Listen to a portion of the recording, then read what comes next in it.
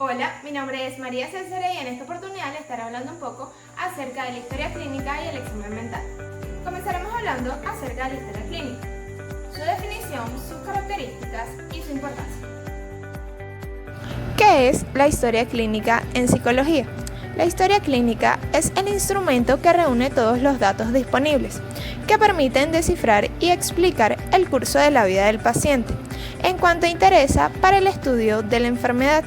Dentro de estos datos se incluyen los personales, como los biológicos, funcionales, emocionales, etc., familiares, escolares, sociales, laborales, entre otros.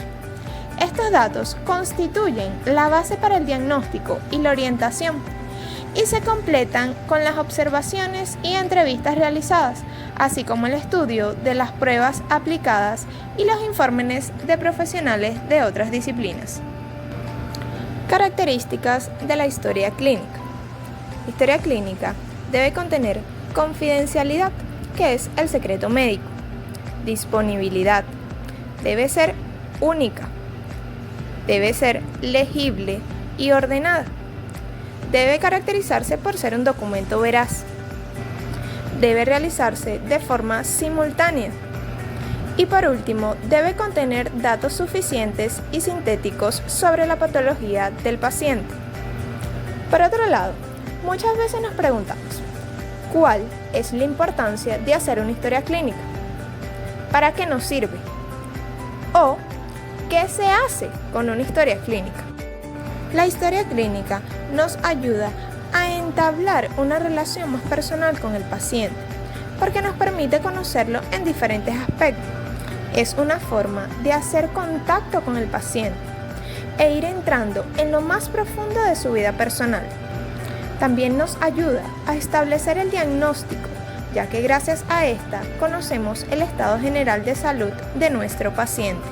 Ahora, estructura y desarrollo de la historia clínica. 1.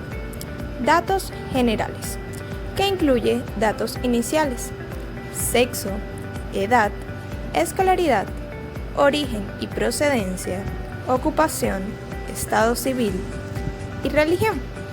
También datos iniciales de los padres y o responsables, edad, escolaridad, ocupación y estado civil. La historia clínica se redacta en forma de párrafo. 2. Motivo de consulta. Es la razón por la que el paciente busca o es referido al servicio profesional. Es la preocupación que lleva a los padres de un niño a buscar la consulta. Se escribe de forma breve, textual y entre comillas, y se hace referencia de quien informa y de su relación con el paciente. 3. Historia del problema actual. Se refiere al curso del padecimiento expuesto en el motivo de consulta, desde su inicio hasta el momento actual, cómo y cuándo empezó a manifestarse y a qué acontecimientos se asocia su aparición. 4. Historia personal, historia escolar y social. Datos del periodo pre, peri y postnatal, condiciones anteriores del embarazo y el parto, referidos al desarrollo psicomotor, lenguaje, alimentación, hábitos de sueño, historia o perfil social, relación del paciente con personas fuera del grupo familiar o escolar, y habilidades o limitaciones y preferencias en cuanto a relaciones sociales. En cuanto a la historia escolar, se hace referencia a la edad en la que inició en la escuela, adaptación, relación con los maestros y compañeros, y su comportamiento en la misma. 5. Personalidad básica. Se refiere a la descripción de las características psicológicas del paciente, de acuerdo a la información obtenida en la anamnesis, entrevista y observaciones realizadas. 6. Historia familiar, donde se hace mención a la estructura familiar, miembros que componen la familia y conviven con el paciente. También a la dinámica familiar, relaciones e interacciones que se establecen entre cada uno de los miembros y el paciente, actitudes de la familia frente a otros ambientes del paciente. Por último, también se incluye dentro de la historia clínica el genograma, el análisis de las pruebas aplicadas, antecedentes, aspectos médicos, psicológicos, obstétricos y traumas que haya podido tener el paciente. Se describe también el examen mental, es decir, el resultado de ese examen mental con las evaluaciones de las funciones psicológicas, haciendo mención en su apariencia general y actitud. Para concluir la historia clínica, abordaremos los modelos de esta y una conclusión. Modelos de historias clínicas. Historia clínica cronológica, que es la utilizada de forma tradicional. 2. Historia clínica orientada por problemas de salud, utilizada en los centros de atención primaria. Y 3. Historia clínica realizada para el seguimiento concreto de una enfermedad, en unidades especializadas y con preguntas concretas. En conclusión, sabemos que la historia clínica es un documento fundamental que el psicólogo debe llevar a cabo con sus pacientes para un adecuado tratamiento. Nos ayuda en general a conocer al paciente, a entablar una relación con él y sobre todo a saber qué tipo de tratamiento se llevará a cabo. Por último, estructura y descripción del examen mental, que es una parte de la historia médica integral, que consiste en un registro descriptivo de las funciones mentales y psicológicas del paciente, derivado de la observación y exploración ordenada y sistemática de los signos y síntomas, alteraciones psicológicas presentes en un paciente en un momento determinado. Se trata de un corte transversal del funcionamiento del psiquismo del paciente al momento de la entrevista, que es equivalente al examen físico en el área corporal. Características del examen mental. El examen mental es directivo. El examen es guiado netamente por el psicólogo. 2. Está constituido por un formato de preguntas estándar. 3.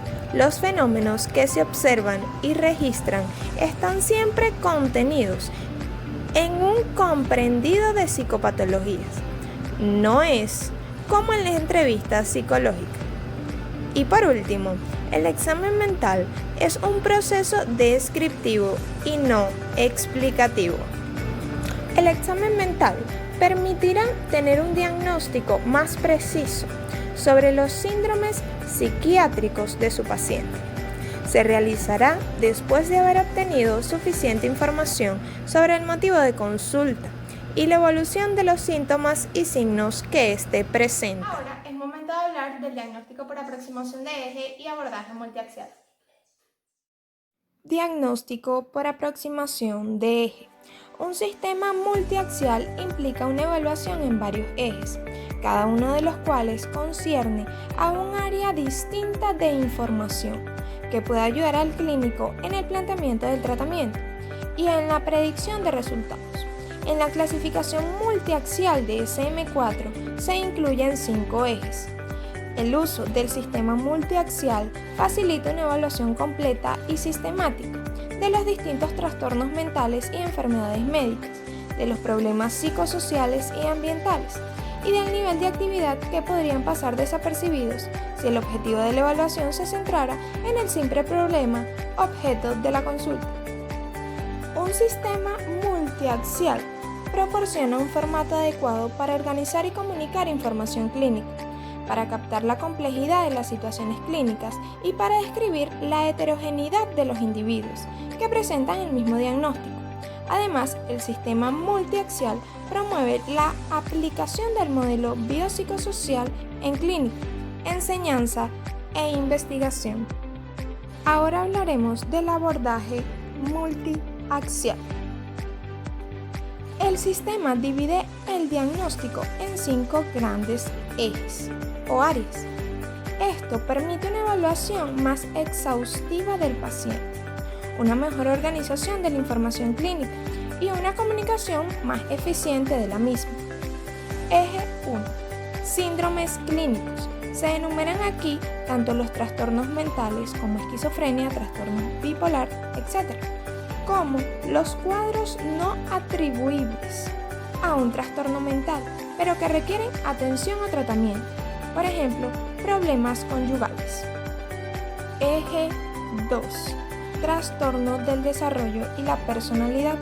Se consignan estos trastornos que comienzan en la niñez o adolescencia, que puede haber coexistencia del diagnóstico en los ejes 1 y 2.